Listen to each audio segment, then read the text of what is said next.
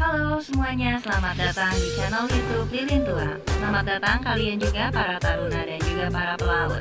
Channel ini ada untuk kalian, yaitu untuk pengenalan permesinan di atas kapal dan segala macam permasalahannya. Kalian juga bisa bertanya loh di channel ini.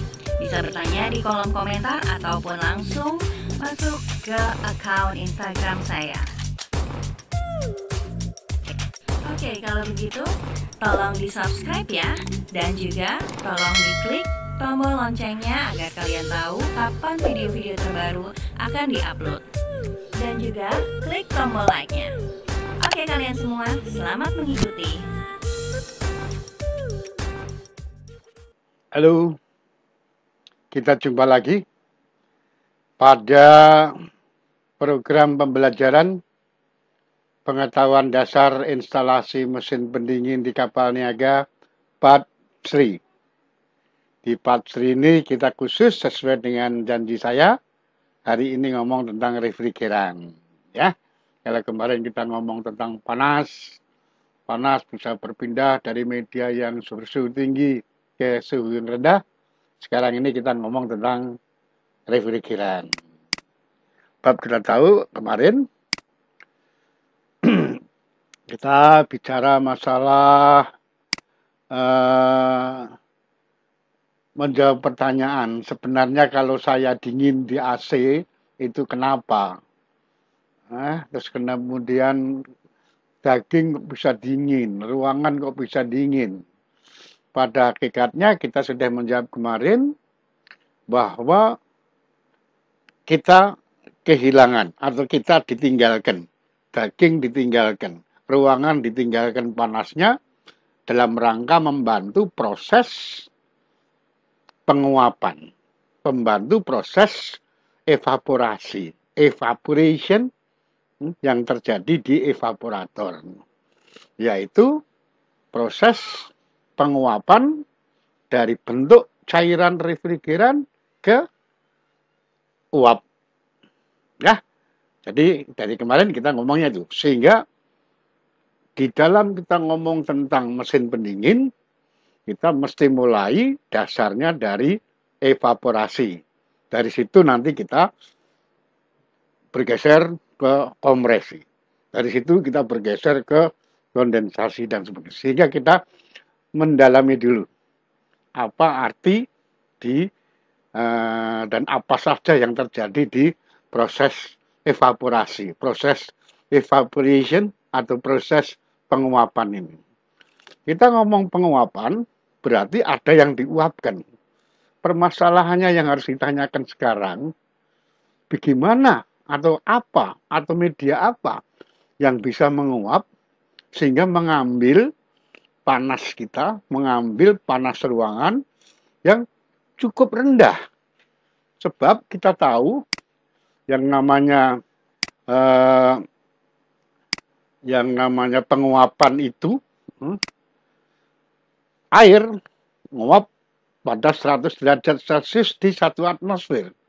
Sementara kalau kita ngomong tentang mesin pendingin tadi, panas kita atau panas ruangan atau panas kamar daging itu dipakai untuk menguap, panasnya dipakai untuk menguap pada suhu yang rendah. Media apakah gerangan yang bisa menguap pada suhu yang rendah? Nah, inilah yang kita sebut refrigeran. Ya, sehingga alatnya pun namanya juga refrigerator dan sebagainya. Penguapan terjadi di evaporator. Nah, setiap heat exchanger ada yang diproses, ada yang memproses. Dalam hal ini kita balik, yang diproses adalah media peminta panas, media pengambil panas dalam rangka menguapkan diri dari cairan menjadi gas. Sementara yang memproses adalah ruangan, suhu ruangan kita, panas ruangan kita, panas badan kita, panas daging, panasnya buah-buahan yang ada di ruangan itu. Dia ambil panasnya dalam rangka membantu dia menguapkan, ya, Jadi panasnya diambil untuk menguapkan tanpa merubah suhu. Ya, jadi ini adalah panas laten untuk merubah bentuknya media refrigeran ini dari cairan menjadi, ya, kalau kita tahu air 100 derajat pada 1 atmosfer. Sementara si refrigeran ini harus bisa menguap pada sama-sama 1 atmosfer pada suhu yang rendah, minus 16, atau katakanlah plus 8, plus 5. Ada lagi nanti yang minus 100 derajat Celcius kalau kita ketemu pendinginan di kapal-kapal pengangkut gas carrier. Ya, jadi kita sudah menemukan sesuatu bahwa itulah yang disebut refrigeran. Berbicara masalah refrigeran, kita ada 2 macam, yaitu refrigeran yang dipakai untuk sistem pendinginan langsung, seperti umpamanya Anda di ruangan AC, evaporatornya ada di dalam ruangan. Kemudian kalau di kamar daging, kamar evaporatornya, apakah itu bentuknya barcub, apakah itu bentuknya fine tube, ada di dalam ruangan. Berarti itu adalah direct cooling system. Maka yang dipakai ya cuma satu jenis refrigeran. Itu disebut refrigeran utama. Kalau itu nanti dikombinasikan dengan yang kedua, maka dia disebut first refrigeran. Refrigeran pertama. Dia harus punya sifat apa? Punya titik didih yang rendah. Kalau air titik didihnya 100 derajat Celcius pada 1 atmosfer, sementara refrigeran ini sesuai dengan jenisnya, ada yang punya titik didih minus 29,8 derajat Celcius, umpamanya Freon 22. Ada yang minus 30 derajat Celcius, umpamanya CO2, dan sebagainya, dan sebagainya. Ya. Sementara refrigeran kedua, jadi ada 2 macam refrigeran. Refrigeran pertama untuk pendinginan langsung. Sementara untuk refrigeran kedua adalah pendinginan yang dipakai atau refrigeran yang dipakai untuk mendinginkan setelah dia didinginkan. Iya. Jadi refrigeran kedua atau second refrigerant merupakan cairan pendingin yang digunakan pada instalasi atau sistem pendingin tidak langsung. Dia didinginkan dulu oleh evaporasi refrigeran pertama,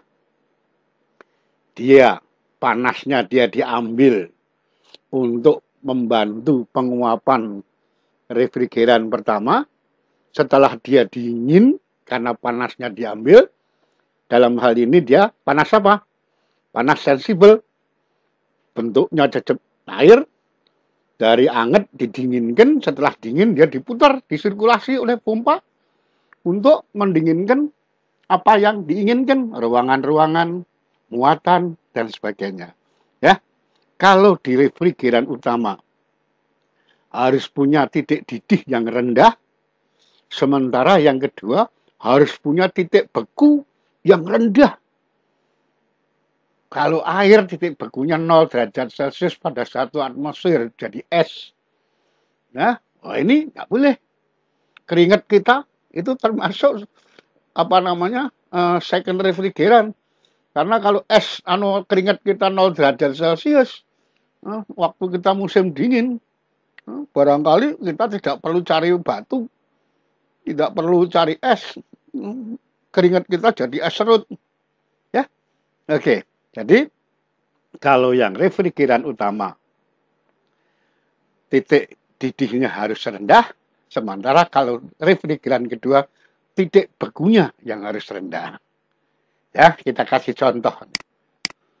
Nah, ini contohnya untuk pendinginan langsung. Evaporator di mana mengalir refrigeran pertama atau refrigeran utama, mengambil panasnya ruangan, termasuk kalau kita di situ mengambil panas kita, ya, untuk membantu evaporasinya dia, membantu penguapan dia, membantu evaporation dia dari bentuk cairan menjadi bentuk gas pada tekanan yang rendah. Ya, ini jadi evaporatornya ada di ruangan tersebut sehingga ini disebut pendinginan langsung. Sementara yang tidak langsung, ya, ini yang tidak langsung adalah sistem pendinginan di mana evaporatornya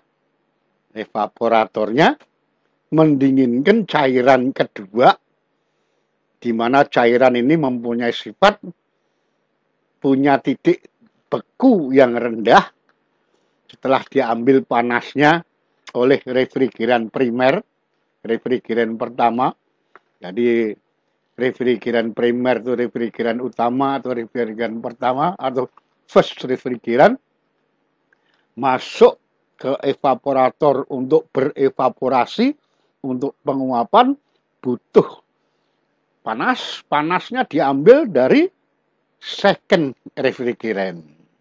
Ya, panasnya diambil dari cairan yang akan sehingga cairan yang dibutuhkan, yang didinginkan harus benar-benar mempunyai titik beku yang rendah. Setelah dingin, dia dialirkan ke ruangan-ruangan yang mau didinginkan. Kalau sudah hangat, balik ke evaporator lagi. Biasanya evaporator ini disebut chiller atau ada yang menyebut cooler dan sebagainya. Contoh gampang daripada sistem pendinginan tak langsung adalah pembuatan es balok. Ya, pembuatan es balok. Es balok, air tawar masuk kotak-kotak, ya, itu menjadinya es balok 0 derajat Celcius bukan didinginkan langsung oleh evaporasinya first refrigeran, tapi dia didinginkan oleh cairan garam atau air brim yang sudah didinginkan terlebih dahulu. Ya, jadi pada hari ini kita mengenal dua macam refrigeran dan sifat umumnya. Yang refrigeran primer harus punya suhu didih yang rendah pada 1 atmosfer, sementara refrigeran sekunder harus punya titik beku yang rendah. First refrigeran atau refrigeran primer untuk pendinginan langsung, sementara second refrigeran dipakai untuk pendinginan tidak langsung. Oke, ini kita pegang. Besok kita mau ngomong apa itu yang namanya jenis-jenis yang bisa digunakan untuk refrigeran pertama. Nanti ceritanya lebih asik. Kita ketemu keluarga freon, kita ketemu keluarga amonia, kita ketemu CO2, kita ketemu titik kritis, kita ketemu kebocoran, kita ketemu second refrigeran itu apa saja. Bagaimana kalau cair, bagaimana kalau untuk mengentalkan, batas mana. Ya. Jadi hari ini kita ngomong tentang adanya refrigeran dalam proses penguapan yang mengambil panas dari sekelilingnya. Ya, oke. Kita ketemu besok dalam situasi lebih sehat, lebih sukses, dan sekali lagi salam dari lilin tua.